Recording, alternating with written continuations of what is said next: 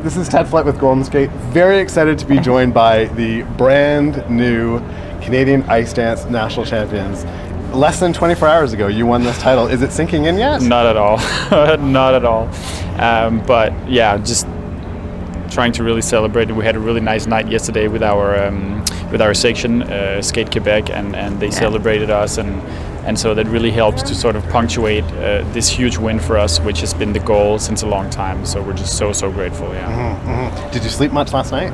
I had a hard time falling asleep, and then I woke up this morning feeling really happy and grateful, and I just kind of jumped on him on the bed and saying, "Hello, Mr. Canadian Champion." So no, we had a really great morning and feels good. Is that how you now address each other, Mr. and Mrs. Canadian? Well, I don't know how long that'll last, but let's say just for the next 24 hours maybe, you know? Right.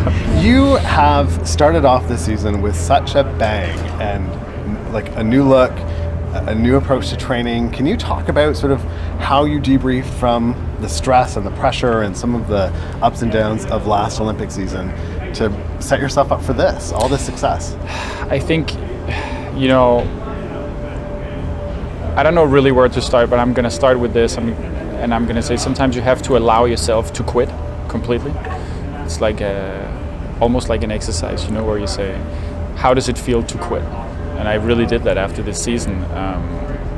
I took a long time reflecting, and me and Laurence were really honest about communicating how we felt. You know, we live together, we're in a relationship together, so we try and keep the communication really open and honest. And she gave me some time because she knew that last season was really stressful for us, not because of any outside factors. I think mainly just the pressure you put on yourself. You know, you train so hard your whole life with this one mind and goal, one goal in our minds, which was making it to the Olympics, and we just realized, you know, I said to Laurence, I'm not continuing skating if it's not going to be fun. I was not having a great time last year, still had just a long recovery from my injury in my knee. It's the second time I had surgery on my right knee. It wasn't feeling good at the second half of the season, and so many little things. The whole year just felt like a fight, and we really said, you know, we've got to do it different, and we really just prioritized fun. And I mean, I know it sounds cliche, but I think taking it easier on yourself when you do mistakes, or if you have a bad day, just makes everything so much lighter, and with a good energy and with a positive mindset, you can really achieve, I think, even bigger things than when you're hard on yourself all the time. And so that's really sort of like the gist of our approach this year. Nick, you said here that you specifically were thinking about quitting, that after last season that was it. How hard is it to go through those thoughts when you had such big expectations for last season and to end it thinking this could be it? Yeah, I mean, you know, it was tough because I think in general, you know, like as I said earlier, we didn't really have the most fun season, and at the same time, as much as I wanted to quit because I didn't want to continue like that, I didn't either want to finish on that note, really having almost wasted my last year of skating in terms of like my mental happiness. So we just had a really nice conversation, and we really sat down and said how we wanted to do things differently, and Laurence was totally on board. I mean, she felt exactly the same as me finally after when we talked about it. And so together with our mental coach and our coaching team, Marie-France, Patrice and Romain and everybody involved, you know, we just came to a conclusion that this was kind of everybody's idea of how it needed to be if we had to continue. For our own sake, but also just for our well-being, you know. So it's been really a pleasure this year, and And I think like Nick said, after having made it to the Olympics and going to the Olympics, which was our main goal for many years, it was a huge opportunity to step back and see, okay, we did it. Now, if we want to continue our passion, because we were still passionate, why do we do it? For which purpose, which reasons, and what do we want to bring to the figure skating world? And how can we do it? So that was the main conversation we had at the end of last year, and what brought us to here now. And I think just a quick, and like Laurence was touching on, it's also, you know, we've been training in a certain way for 10 years. We've always been very physical and working really hard, and it's brought us, you know, the same kind of results for a couple of years. You know, always like playing around top 10 at Worlds. You know, moving up, moving a little bit back, but always in that ballpark, starting to get medals at Grand Prix, but just touching the podium. And so we said, you know, our approach has been good. It's brought us where we are. If we continue, and we want to achieve more, and we really want to crack, you know, let's say top 3 in the world, which is what we're trying to do right now, we had to do things differently, because if you want different results, well, you got to start looking at what am I doing in training, what am I doing at home, what am I doing in the day-to-day, because that's got to change if your results are going to change. So that was kind of like the main catalyst also to changing our whole approach. Does that, I mean, so are you training fewer hours? Are you pushing yourself less to, you know, the limit in training? What does that actually look like in 2023 versus 2022? You know what? I would have to say we don't train less hours. We train the same time, same amount of hours. Yes, we have directed our training more specifically to our needs and to maybe focusing more on recovery as our body gets a little bit older, and this is what it needs. But really, I think to prioritize communication, like you said, in between us, communication in between the coaches, in order to say out our needs, how we feel, how we can bring each other up, because with pressure sometimes as a couple you can push each other's down, and I think that's what we've learned this year, and there was a huge, you know, a personal development achievement, and that's what our main work was on, and is still on. In Finland, when you came out and sent a clear message to the rest of the ice dance world that you were really ready to move up in the rankings and shake things up, when you came out of that event, were you pleased with how it went? Were you unsettled by sort of the new best scores? How did that all feel? You know, it's when it's your first event of the year, you know, it's always, it feels okay, but it doesn't necessarily feel like wow either. You know, the program is still kind of new. It feels new on the body, so everything is new. But I think, you know, like you said, we have decided this year to not be afraid to say out loud your goals. Often, it's tough to do because you're going to look like an imposter in case you don't realize those goals. But it doesn't matter. You have to be comfortable, I think, with your goals, dream really big, but first and foremost, I learned personally that you have to believe that you're able to do it. Because you can set goals and you can put big words or write big words down on paper for when you do your yearly whatever goal setting, but if the core of you don't believe you can do it, something will make sure that it won't happen. And so, you know, that's why we keep referring to all the little bends in the road. I mean, they all have to happen in order to get that goal. Right. And like, our goal was to become national champions. Of course, not under these circumstances. We wouldn't wish it on any competitors to, like for Piper and Paul, to not be here because of a freak that last minute injury and surgery. So, you know, we're really, really sad for them not being able to be here. Whether they were here or not, we still had the goal of being national champions. We knew it was setting the bar high, but if you want to step onto that podium at Worlds, you got to start beating the people that are on the podium or close to the podium. Sure. So, you know, it's and yeah, we're just really, really, really happy. Yeah. Speaking of beating teams that you hadn't beaten in the past, going into NHK Trophy, did you feel as though you could beat your teammates and world bronze medalist Chock and Bates? I think we really believed that we could make it, and our training prior to that event was great. We had great practices and we were supporting each other, and you know, we had faith that it could happen. So then when it happened, yes, you're always kind of surprised because it's something that we never achieved before, but at the same time we're really proud of the work that we've put in and the realization that came out of it. Your reactions in the kiss and cry at that event went like viral. Yeah. What were you thinking? Were you like, holy smokes? I wasn't really thinking because I mean, like, first of all, Matt and Evan are really close friends. We celebrate many times a year together. We have them over for dinner, and so, you know, I know that they've been on the podium at Worlds if not a handful of times, at least 3 or 4 times. I don't know the exact number. They've been in the top 5 for the last 10 years.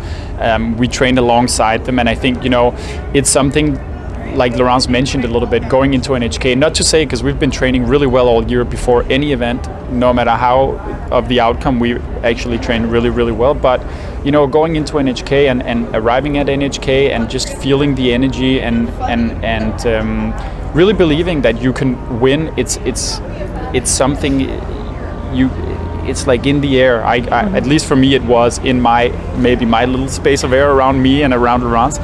But we were just at a really good place, and we really felt like it was possible.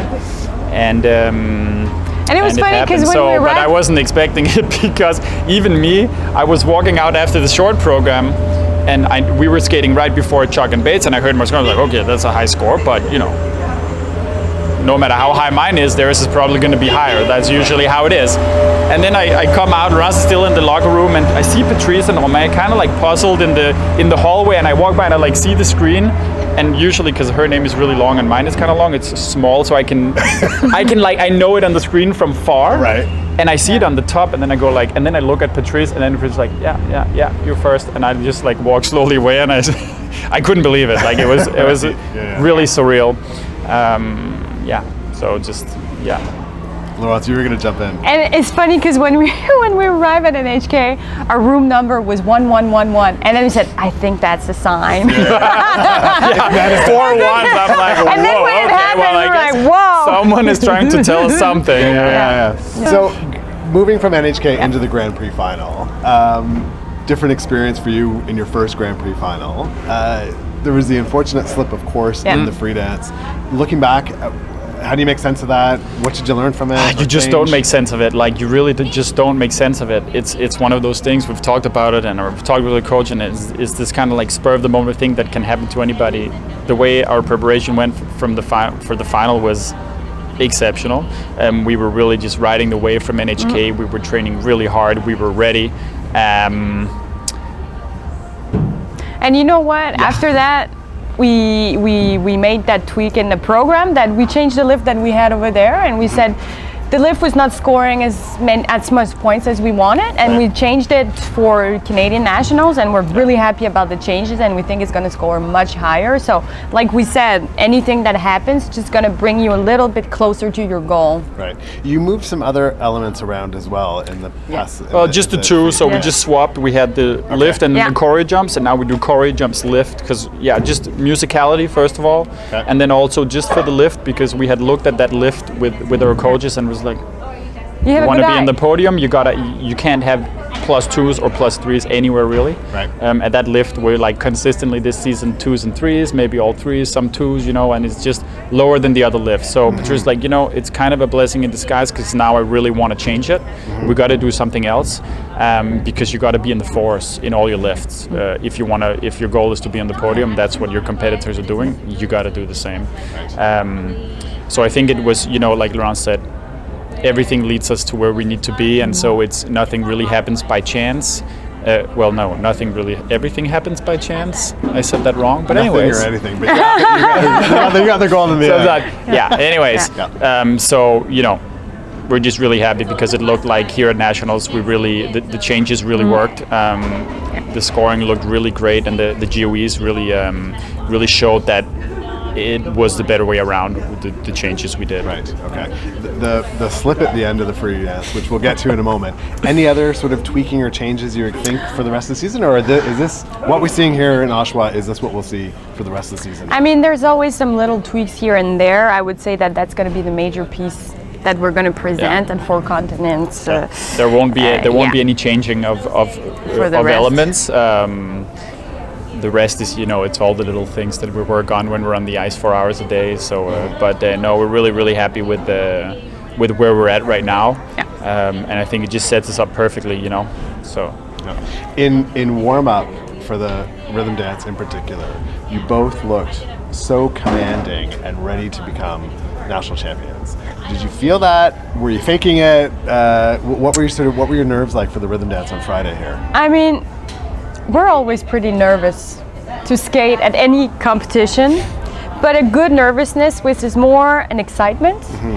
Because when you're competing, it's like the celebration of the training you've done the whole season and the training that led you to there. So when we arrived and stepped on the competition ice, it just felt like we were so grateful being there. The energy was amazing and we were in the zone. We really felt great. I would say we don't have really to fake it. Yes, the nerves are here, but it's just like suddenly you feel your love to your sport at that precise moment goes to 200%. Yeah. Okay. And in the free dance, that unfortunate trip at the very end, which didn't cost you the championship. What happened there? What are you learning from it? I think first of all, I'm learning that this program just keeps getting better and better. It was the performance. It was, for me, the best performance we've skated all year. I was really able to enjoy every moment where you're not thinking ahead of yourself, you're not getting into the next moment, sort of just like one element takes the next. I wasn't expecting it at all at the end. I mean, we were going into it and I was just ready to finish hard, and then all of a sudden I felt that I kind of like the grip kind of slipped between the two of us and I saw Laurence on the ice. I didn't know it was the skirt. To me it felt as if when she got down and touched the ice that it wasn't gliding a lot, because the ice was kind of always a little bit more used in the middle because all the choreo steps and there's more moves sometimes centered in that portion of the ice. And I thought maybe she just came to a halt, but then we saw on the screen that you actually, like, the skirt came underneath the blade, and so I kind of laughed it off immediately because I said to myself, everything happens for whatever reason they're supposed to happen, and if this is it, this is it. I mean, that's the best I could have done in the moment, and I'm really happy with it. So yeah. Right. The skirt, as I understand, is, you said yesterday, the skirt weighs 4 pounds. Well, maybe 3, but anyways, it's heavy. 3 to 4 pounds. We'll bring it out for it's you. A heavy fabric. It's a heavy fabric because if not, you don't have the right play in it. Okay. Yeah. And what's the technique now, or the approach? Are you going to be grabbing that skirt? Are you going to? We're going to figure out how to integrate a movement. Okay. To make the move even nicer. Okay. So that's our main goal. That's always the goal. That's what we'll do with our coaches, and we have a plan. It won't happen again, and we'll make sure it won't happen again. Right. Last question: as you sort of set up for 4 continents and world championships, you've had one sort of head-to-head matchup with Piper and Paul, but you had the gaff, and they're not here. What are you looking forward to getting back, on competitive ice with them at perhaps 4 continents, but more likely at World Championships? Maybe both. I think, when we get to competitions, we don't really focus on beating people ahead of us. We focus on beating ourselves, not beating ourselves in the way of beating. I don't know how to say that in English, but we train for a purpose. We train to get better at each competition and feel that you get better at each competition. So I think improving the level of performance and just keeping the curve that we had so far and trusting that the work we do is the right one is going to be the main key to get to 4 continents and worlds. And then once we're going to be there, we're just enjoying the moment, and it's something to represent Canada in big competitions. It is. Like I was just going to say, you're maybe why it hasn't sunk in. You're a champion of maybe the best nation in figure skating in the world. I mean, I really pride myself. I think Canada is and has always been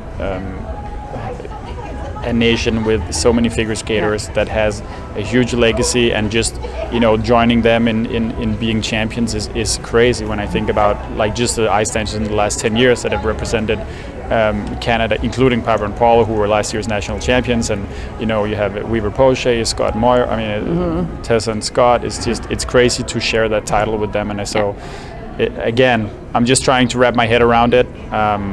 Like Laurence said, when we're on the ice with the other people, we're staying in our zone. It's all about what we do, and just believing that what we do is what will set us apart. I think we have a distinct style that's pretty different from, you mentioned Piper and Paul, and at the end of the day, it comes down to what you do in competition.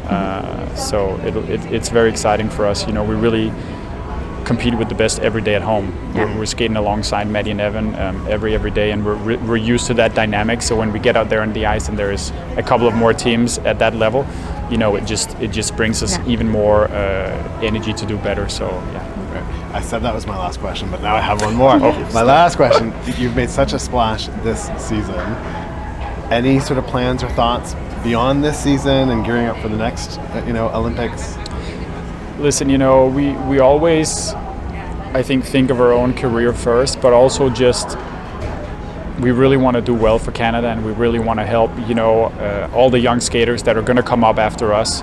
And so if we can keep continuing a couple of more years, if our bodies allows it, it's something that we're definitely very, very open to. You know, we're already looking forward to next year.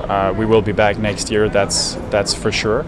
And beyond that, we kind of, you know, we're going to go 1 year at a time. It's one of those things, you know, you also, if you have the chance of stopping when everything is going well, I think there is always a time and a place, and I hope that I will know exactly when that time comes to know that now it's time to stop. Right. Excellent. Thank you so much for talking. Thank you so much. Joshua, and thanks for watching. Thank you so much. You. Thanks.